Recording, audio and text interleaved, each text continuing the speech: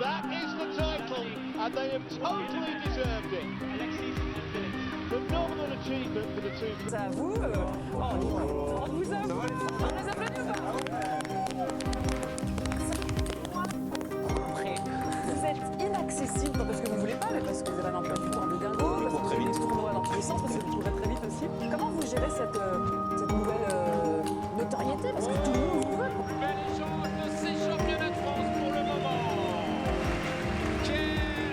Les nouvelles stars françaises du tennis de table.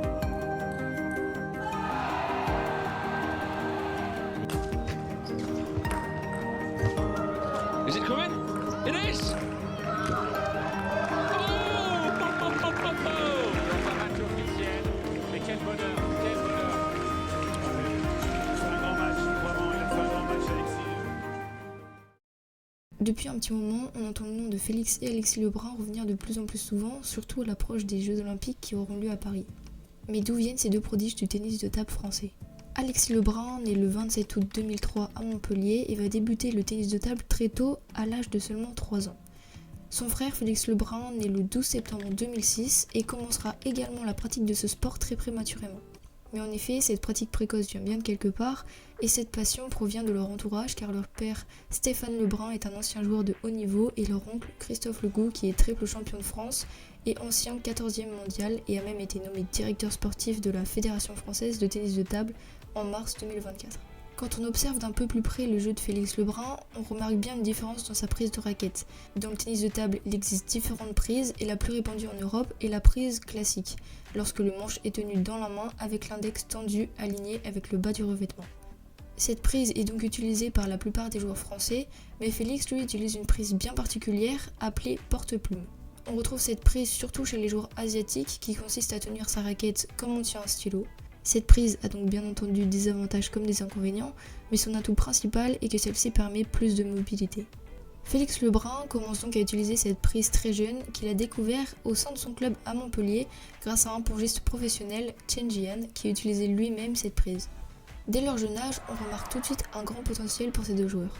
Ils se classeront parmi les meilleurs de leur catégorie d'âge, que ce soit en France mais également en Europe. Mais les deux frères ne sont jamais passés par des structures fédérales de haut niveau telles que l'INSEP ou le Pôle France à Nantes, mais s'entraînaient au Pôle Espoir de Montpellier depuis qu'ils sont tout petits. Le tennis de table est à l'origine un sport qui provient d'Angleterre et qui voit son apparition vers la fin du 19e siècle.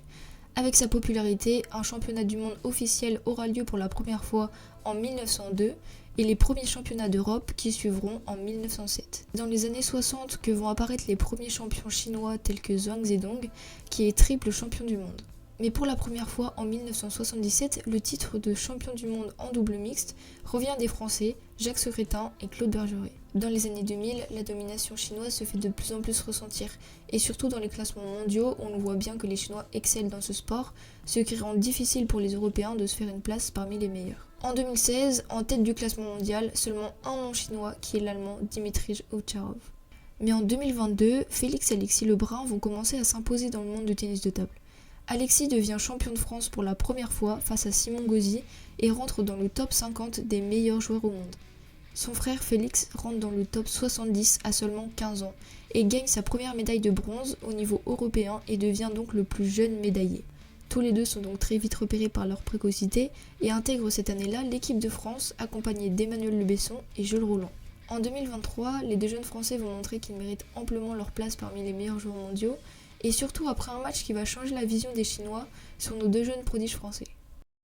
En avril 2023, lors du tournoi de Macao, Alexis remporte une victoire face au numéro 1 mondial qui est Fan Zhendong. C'est à ce moment-là que beaucoup ont commencé à comprendre que ces deux frères pouvaient bousculer le monde du tennis de table. Mais ça ne s'arrête pas là car Félix va remporter la même année son premier titre des Jeux européens et devient le premier pongiste français à obtenir ce titre. En fin d'année, il atteindra la 8e place dans le classement mondial. En 2021, Félix Lebrun n'était même pas encore dans le top 1000 et fin 2023, à l'âge de 17 ans, c'est le plus jeune pongiste du top 10 mondial et le 3e plus jeune de l'histoire. À côté de leur parcours à l'international parmi les plus grands joueurs, les deux pongistes jouent également dans leur club de cœur qui se trouve à Montpellier. Et en seulement 2 saisons, ils passeront de National 1 à Pro A, qui est l'échelon le plus haut du championnat de France. En février 2024 a eu lieu le championnat du monde de tennis de table par équipe.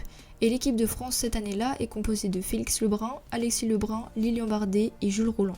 Et même si pour l'équipe de France masculine, il n'y avait pas eu de médaille depuis 27 ans, cette année-là, les Français sont parvenus à atteindre la 2e place en perdant en finale contre l'équipe de Chine. Mais alors, la question qui revient souvent est qui est le meilleur entre Félix et Alexis? En effet, si l'on se base sur le classement mondial, Félix est 6e alors que son frère est 33e. Donc on pourrait se dire que Félix serait meilleur. Mais c'est un peu plus compliqué que ça, car si maintenant on regarde les performances par rapport au championnat de France, on se rend compte que Félix n'a jamais remporté ce titre, contrairement à Alexis, qui a déjà été sacré champion de France 3 fois consécutives. Lors de la dernière finale au championnat de France qui opposait Félix Lebrun et Alexis Lebrun, on avait d'ailleurs vu Félix s'effondrer tandis que son frère célébrait sa victoire. Malgré que ces deux pongistes viennent de la même fratrie, quand il s'agit de tennis de table, ils restent adversaires et ne font pas semblant. Mais en dehors des terrains, on sait que Félix et Alexis n'ont aucune rivalité et s'entendent très bien. Après cet événement, leur père avait d'ailleurs confié qu'ils s'étaient tous retrouvés en famille et qu'ils avaient fêté la victoire d'Alexis. Le tennis de table français a connu des grands noms tels que Jacques Secrétin et Jean-Philippe Gatien, qui sont les pongistes français les plus titrés. Durant cette période, le nombre de licenciés en France augmente en passant de 104 000 en 1983 à 186 000 en 2001. Mais après la période de crise sanitaire en 2020, le nombre de licenciés avait bien diminué. Cependant, avec l'arrivée des frères Lebrun, le nombre de licenciés est passé de 126 000 à 230 000, ce qui est quasiment 2 fois plus. Bien sûr, on sait que la prochaine étape importante pour les athlètes de haut niveau, ce sont les Jeux Olympiques de 2024. Pour les simples, Félix Lebrun est quasiment assuré d'être sélectionné pour participer aux JO. Mais pour Alexis, c'est pas fait d'avance car Simon Gauzy a un meilleur classement mondial que lui pour le moment. On sait tout de même qu'on retrouvera les frères Lebrun, que ce soit en double ou par équipe. Mais tous les deux restent encore très jeunes et tout le monde attend leurs futurs exploits, marquant peut-être l'histoire du tennis de table français.